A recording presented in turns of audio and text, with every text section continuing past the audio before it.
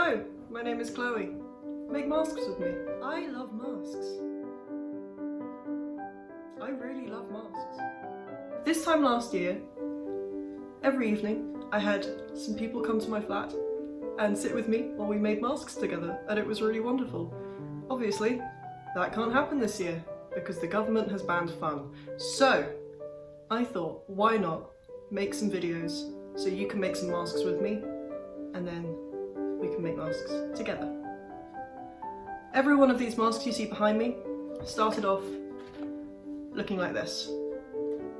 This is a gum strip paper mask of my face.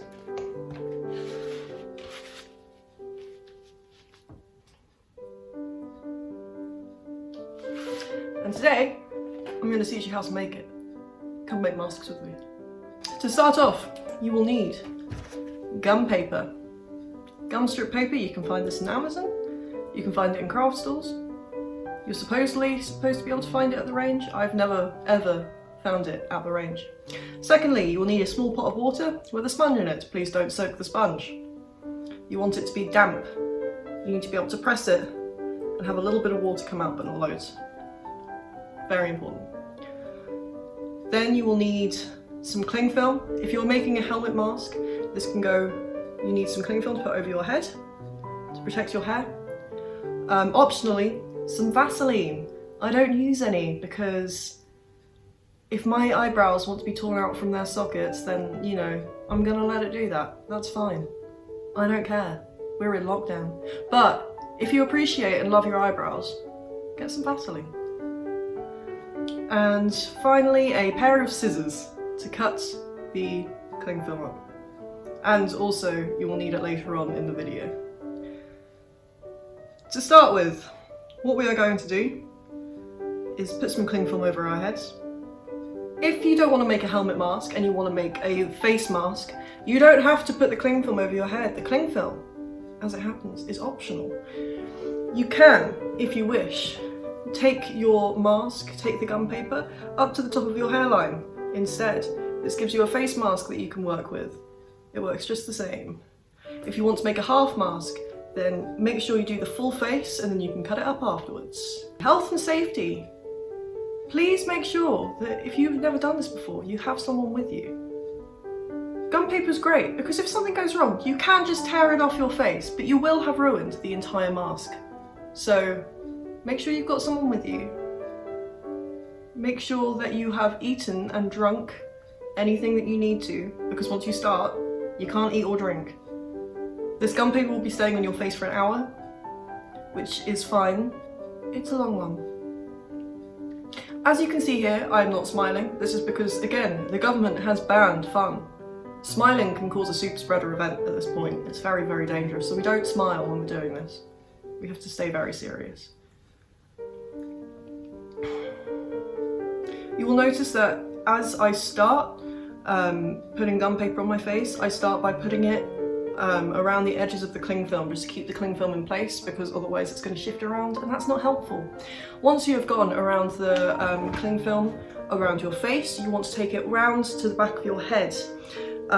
When you're doing this, we're going to also be taking it down past the chin, so be careful you don't go past the top point of your head. I would say take it to about here. I probably did it lower than that. Again, I am a rebel without a cause. I have truly lost my will to live.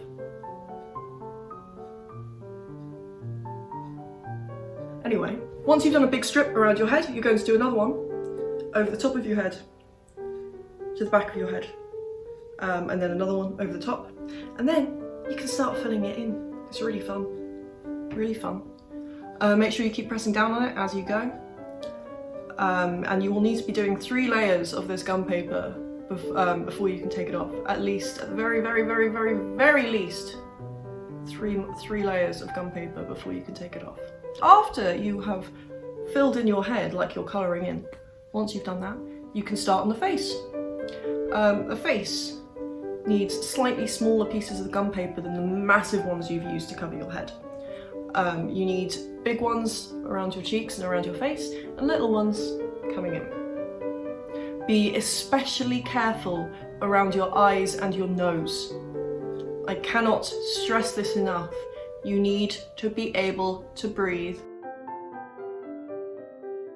Obviously your face is malleable. You know, you can poke it, it moves. Things happen, things shift. So when you're pressing down the gum paper onto your face, press your face firmly, but be careful not to wrinkle what you've already done or to move it around your face. This stuff is fiddly and annoying, but it makes no mess. And if you want to shut the kids up for an hour, it's really, really good.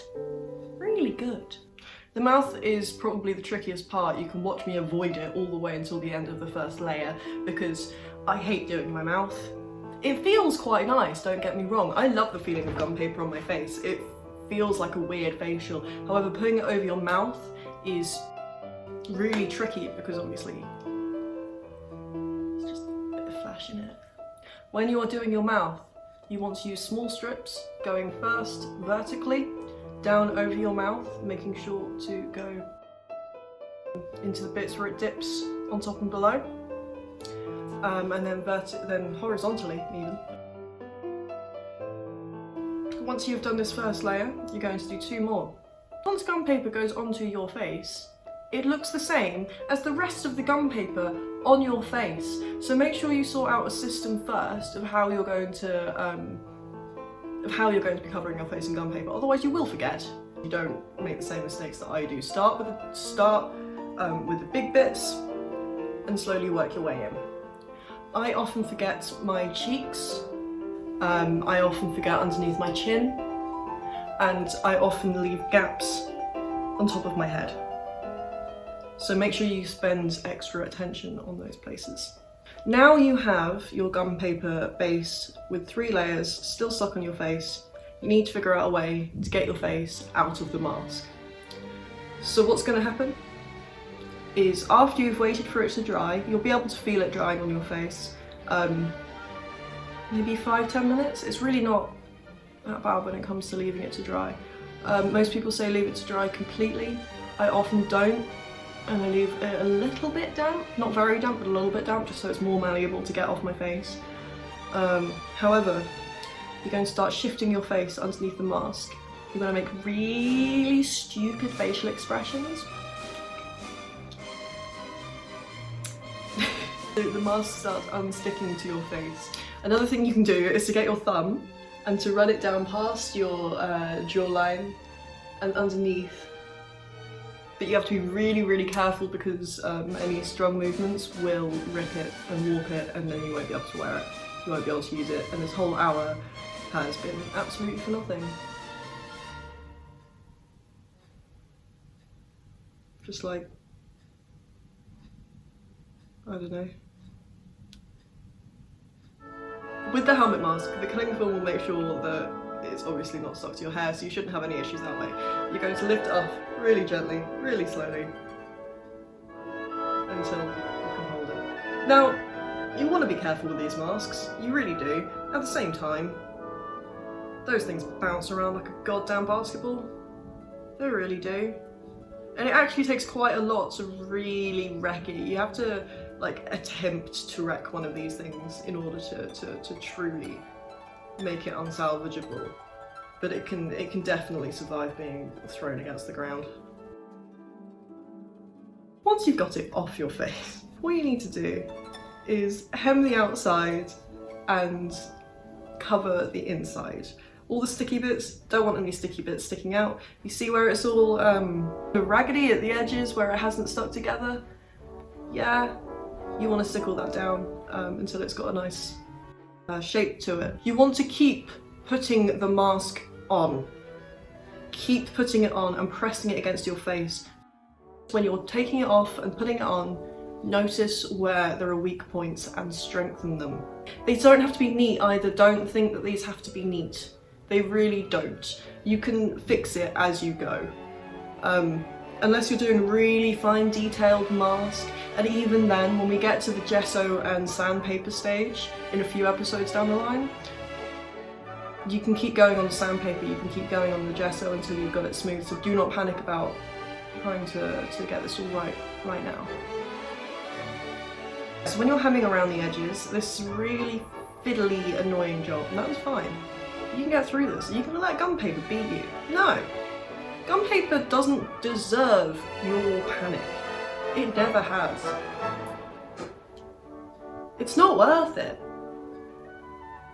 Everything with gun paper is fixable. So even if you make a mistake, take it off, especially if the gun paper's still wet, take it off and try again. There's no pressure. This is a zen thing. This is a fun thing to do. The world is complicated and scary enough. Gun paper should not be part of that stress.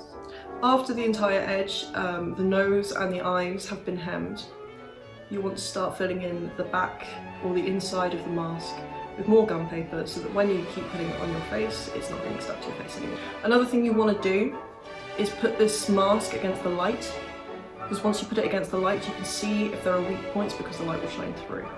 You want to be able to put it up to the light and have nothing come through that mask. It needs to be solid. It needs to be opaque.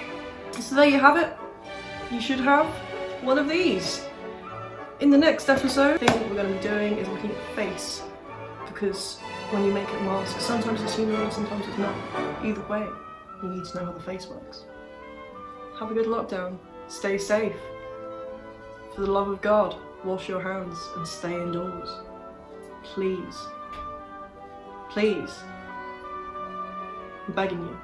And maybe I can teach you some masks in person. Brilliant!